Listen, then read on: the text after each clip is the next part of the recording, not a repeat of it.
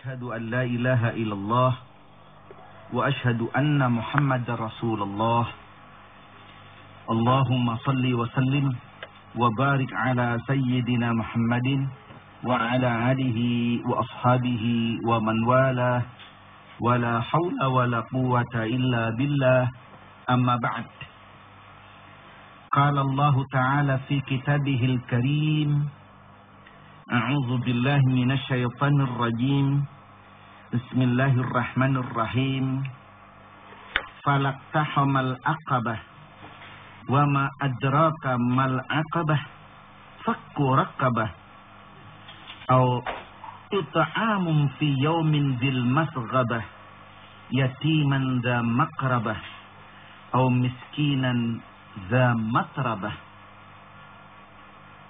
صدق الله العظيم. Saudara-saudara, bapak-bapak, ibu-ibu, para pecinta radio kayu manis yang berbahagia, pagi ini kita lanjutkan surat Al-Balad. Yang dua pagi yang lampau kita baru sampai pada ayat yang ke-10. Kita lanjutkan mulai ayat 11. Di mana Allah berfirman, falaqtahamal aqabah. Yang maknanya, tetapi mengapa dia tidak menempuh jalan yang mendaki dan sukar itu? Mengapa? Ayat ini, ayat 11, didahului dengan ayat 10. Di mana pada ayat 10 Allah menerangkan tentang memberi dua jalan kepada manusia. Wahadainahun najdain.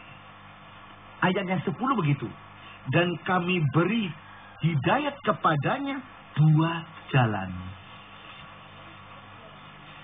Dari dua jalan ini yaitu jalan kebajikan dan jalan kecelakaan. Jalan taat dan jalan maksiat.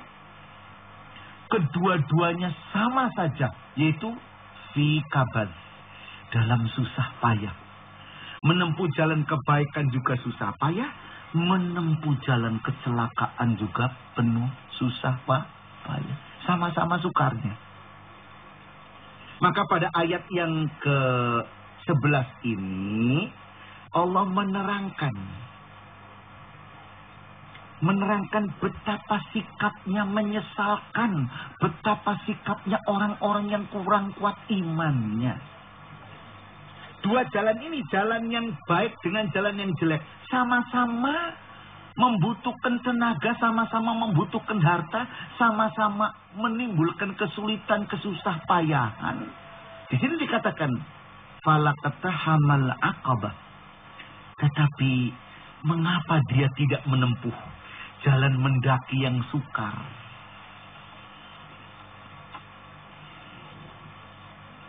Aqabah artinya kesukaran.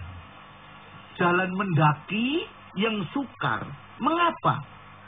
Biasanya orang yang kurang iman kalau melihat satu jalan yang sukar, ia lalu tidak mau mendekati. Takut susah payah. Tidak ada enaknya. Orang yang kurang iman disuruh sholat saja nggak lengkap, apalagi tahajud. Sedekah apalagi. Zakat apalagi banyak jumlahnya. Apalagi anak yatim, orang miskin. Yang keluar uang saya, yang enak orang lain. Akan berpikir begitu dia. Nggak mau dia. Ini jalan yang sulit. Jalan yang mendaki, ia menghindari. Padahal jalan ini jalan kebajikan. Yang kalau ia lakukan, walaupun ada kesulitannya, dihadang oleh bermacam-macam kesukaran, ia akan selamat jiwanya. Akan selamat moralnya. Juga akan selamat masyarakatnya. Akan selamat bangsa dan negaranya. Dan di hadirat Allah ia akan mendapat ridhonya. Coba. Meskipun sulit. Sedang kalau menempuh jalan maksiat, sulit, buang uang dengan tenaga macam-macam, tetapi akan merusak jiwanya, akan rusak pula masyarakatnya, dan tidak akan mendapat ridho dari Allah. Ini berupa pertanyaan. fala ketahamal akabah. Tetapi mengapa dia tidak menempuh jalan yang mendaki dan sukar, yaitu jalan kebajikan ini? Ayat berikutnya diterangkan, wa ma adraka mal akabah. Tahukah engkau apakah akabah itu? Dijawab oleh Allah sendiri, fakku raqabah. Ialah membebaskan belenggu perbudakan. Raqabah, kalau menurut kata aslinya adalah kuduk leher. Tapi raqabah dalam makna ini adalah dimaknakan pada perbudakan. Sebab orang yang sudah jatuh ke lembah perbudakan, keadaannya sama dengan orang yang terbelenggu leher dan kuduknya. Dia tidak dapat berbuat apa-apa. Dia tidak bebas lagi. Dia tidak punya kebebasan. Dia tidak punya kemerdekaan. Apakah itu perorangan, apakah itu satu bangsa. Kalau sudah terjerumus di dalam perbudakan, terbelenggu pada perbudakan, ia tidak bisa menentukan sikapnya sendiri.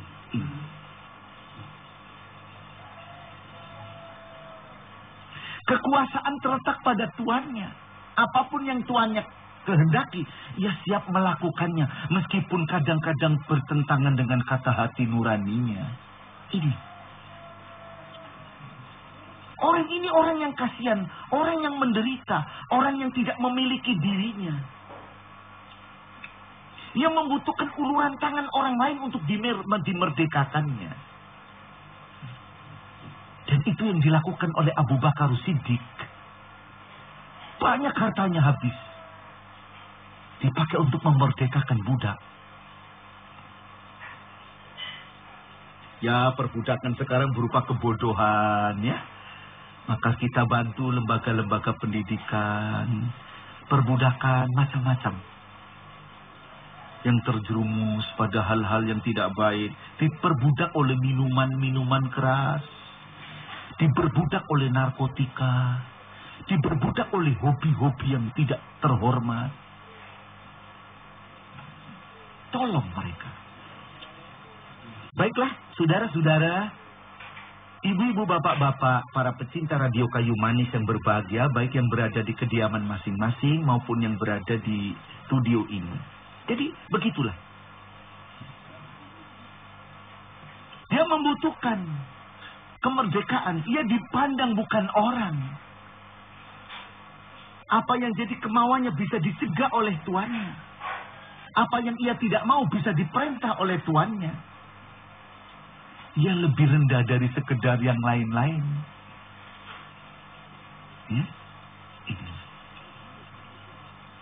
Seekor burung meskipun disangkar, ia masih bebas bernyanyi. Tapi seorang budak mau nyanyi. Wah. Itulah butuh uluran. Inilah akobah. Uluran yang berupa apa? Akobah. Jalan mendaki yang sulit. Untuk memerdekakan seorang budak memang sulit.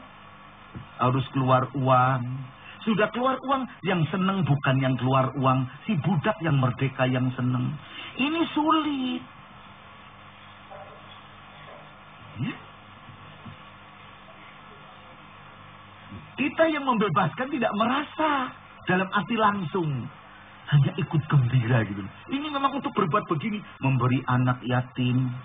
Memberi orang miskin ini memang sulit. Mengapa jalan yang sukar? Uang dicari susah. Kenapa diberi-berikan orang begitu? Ini.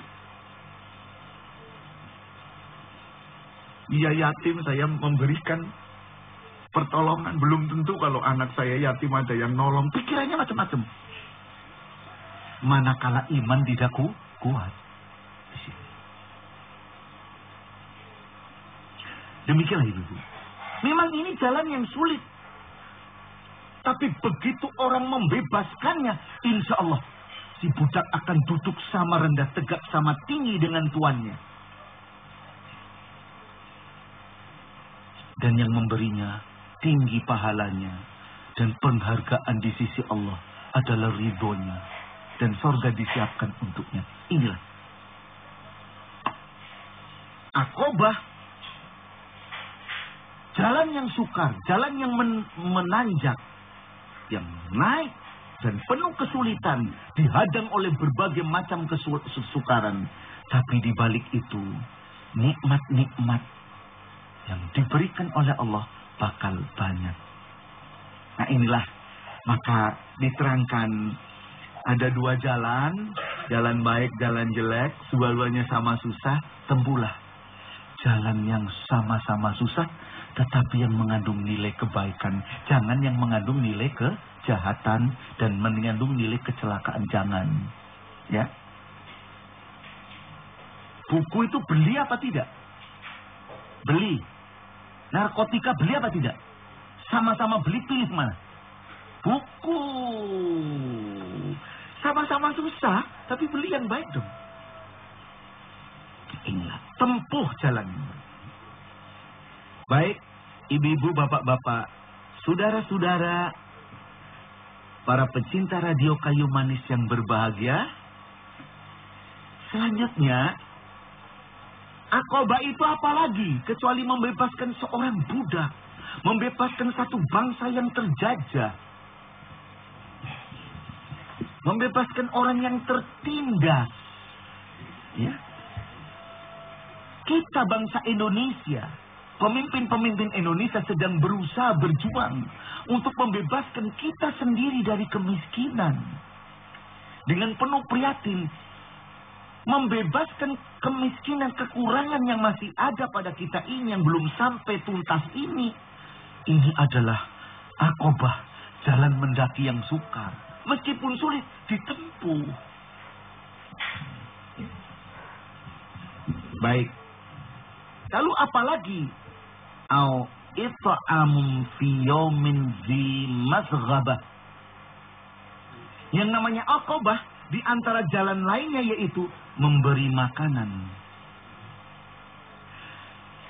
pada hari kelaparan, pada waktu hari paceklik.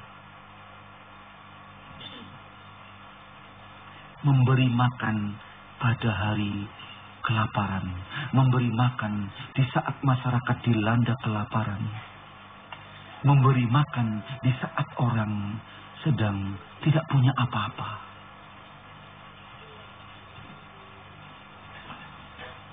Nasi yang harus saya makan, dimakan orang lain. Coba apa enggak Aqobah itu? Itu kalau tidak punya iman yang tangguh, wah.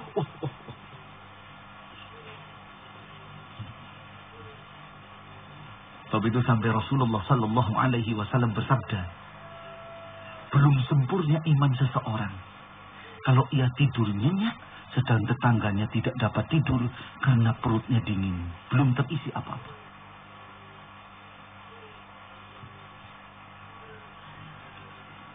Baik, jadi memberi makan, terjadi paceklik, kurang makan, bencana alam, ada banjir, ada gempa bumi, ada gunung meledak, panen rusak karena tikus, karena macam-macam. Mari Allah membuka pintu surga sebesar-besarnya, selebar-lebarnya.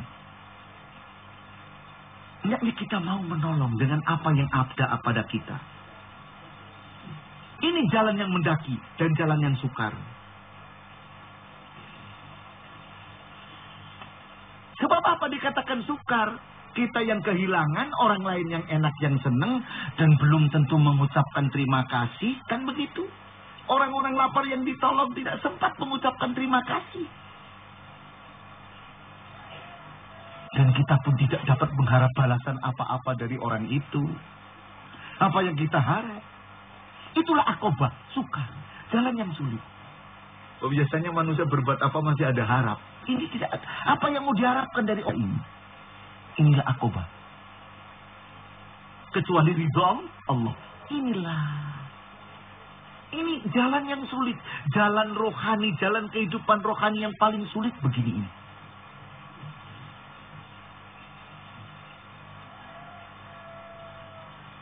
Ibu-ibu, bapak-bapak, saudara-saudara yang saya hormati, Para pecinta radio Kayu Manis yang berbahagia, inilah ya, yang diberikan hanya, yang dituju cuma ridho Allah semata-mata. Harus ke sana. Sebagaimana Allah berfirman, wa yut'imuna ta'ama 'ala hubbihi miskinan.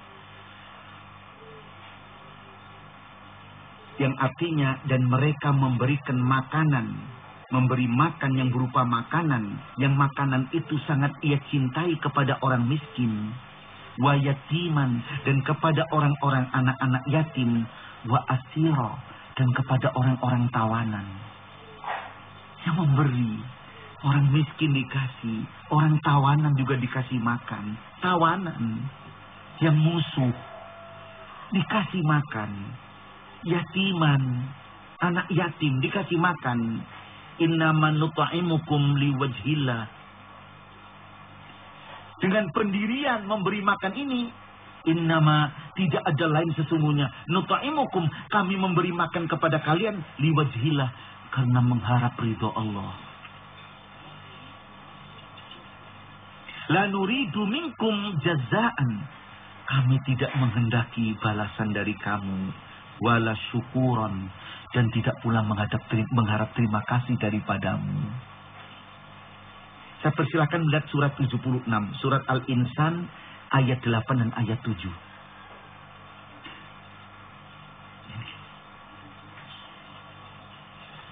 Ibu-ibu, bapak-bapak, saudara-saudara yang saya hormati, para pecinta radio Kayu Manis yang berbahagia, baik yang berada di kediaman masing-masing maupun yang ada di studio ini, itu memberi makan pada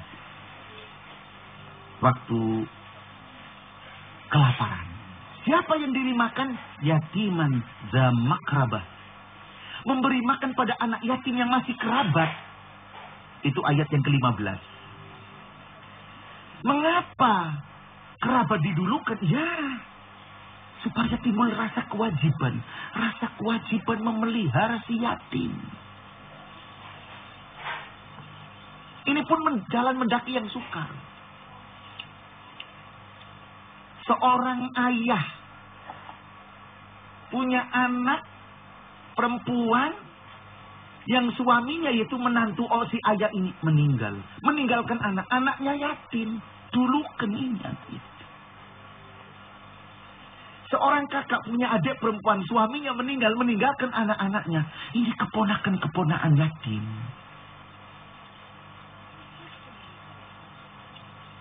Pikirkan dengan baik-baik. Disinilah ibu-ibu, bapak-bapak, saudara-saudara, para pecinta radio Kayu Manis yang berbahagia, hidup berkerabat, hidup bergotong royong, hidup menjauhkan diri dari sifat nafsi-nafsi.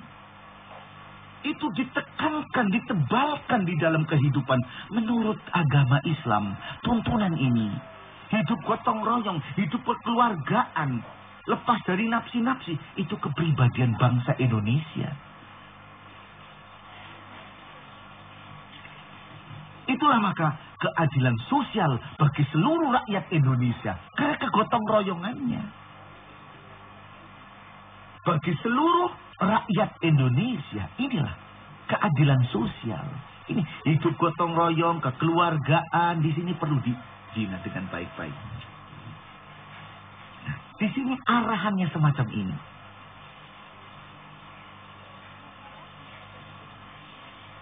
Siapa lagi yang akan diberi makanan? Au miskinan za matrabah. Atau orang miskin yang telah tertanah. Matrabah maknanya tertanah, melarat. Hampir-hampir makan tanah. Rumahnya sudah berlantai tanah.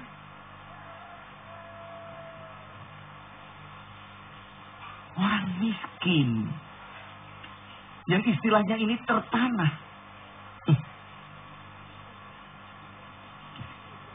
Kalau bagaimana nasib orang miskin ini kalau dihadapkan dengan orang-orang bakhil? La ilaha illallah. Terlantar. Si bakhil akan bersifat nafsi-nafsi. Si bakhil tidak akan merasa hidup bergotong royong bersama-sama. Rasa kebersamaan tidak ada. senasib, sepenanggungan, sedingin, setawar, semanis, sepahit, tiada dalam hatinya. Dan kayak apa nasibnya, rasanya orang-orang yang miskin kelaparan. Dengan istilah matrobah, tertanah ini tadi. Kalau datang orang dermawan, membawa makanan, ya Allah ya Rabb. Apalagi kalau yang dibawa oleh orang dermawan ini, makanan yang ia sendiri memakannya. Wah, kayak apa? Makanan lezat yang selama ini tidak pernah dirasakannya. Makanan yang sederhana saja. Yang orang dermawan yang kaya ini biasa nggak makan itu. Oh, dibawa pada yang miskin, yang kekurangan, yang tertanah, yang matroba ini. Kayak apapun rasa syukurnya, ia tidak akan lupa selamanya. Kok mendengar orang yang dermawan yang kaya ini sakit, si miskin mendoakan. Akan timbul rasa kebersamaan ini. Tapi kalau sudah si kaya, bakhil, rasa kebersamaan akan tiada di dalam kehidupan bermasyarakat ini. Maka itulah, ibu-ibu, bapak-bapak, saudara-saudara yang berbahagia, inilah jiwa yang semacam ini, jiwa yang bersih dari sifat nafsi-nafsi, jiwa untuk peka kepada rasa lingkungan, peka pada lingkungan, sensitif kepada lingkungan. Ini perlu dihidupkan. Jangan sampai ada orang yang tidak merasa terpikat oleh keadaan lingkungannya yang menderita ini. Jangan. Inilah akobah. Inilah akobah. Ibu-ibu, bapak-bapak, saudara-saudara yang saya hormati, para pecinta radio Kayu Manis yang berbahagia. Selanjutnya, Allah berfirman dalam ayat yang ke-17. Summa kana minal ladzina amanu wa tawassaw bis sabri wa tawassaw bil marhamah. Kemudian, orang yang mau memberikan makanan pada anak yatim, orang miskin, mau membebaskan belenggu perbudakan. Orang-orang yang semacam ini, kemudian mereka menjadi orang yang beriman. Artinya, apa yang ia lakukan itu sebetulnya merupakan manifestasi dari keimanannya. Hanya orang yang beriman yang yakin. Harta yang dipakai untuk menolongnya, itulah yang akan menjadi hakikat miliknya. Menjadi kredit poin nanti di akhirat. Itu. Mereka orang yang beriman yang demikian ini.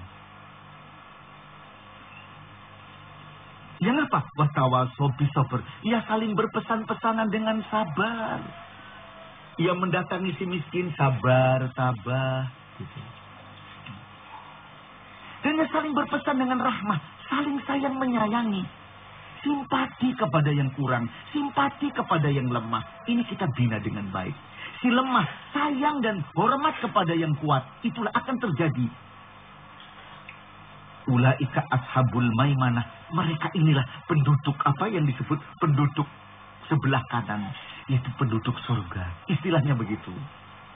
Walladzina kafaru bi ayatina hum ashabul masy'amah. Adapun mereka orang-orang yang kafir terhadap ayat-ayat kami, ajaran agama kami, mereka itulah yang menentang jalan akobah ini.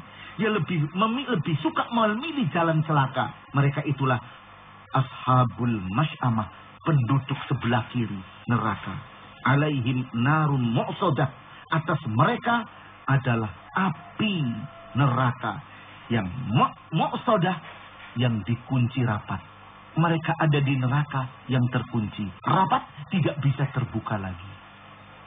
Maka marilah kita berusaha supaya menolong yang lemah, ya, yang kuat, yang lemah, mendekati yang kuat dengan cara baik. Insya Allah persatuan si kaya dengan si miskin sangat dibutuhkan dalam setiap bangsa dan masyarakat, apalagi dalam keluarga dekat. Mari kita tutup dengan membaca Alhamdulillahi Rabbil Alamin. Wabillahi taufiq wal hidayah. Assalamualaikum warahmatullahi wabarakatuh.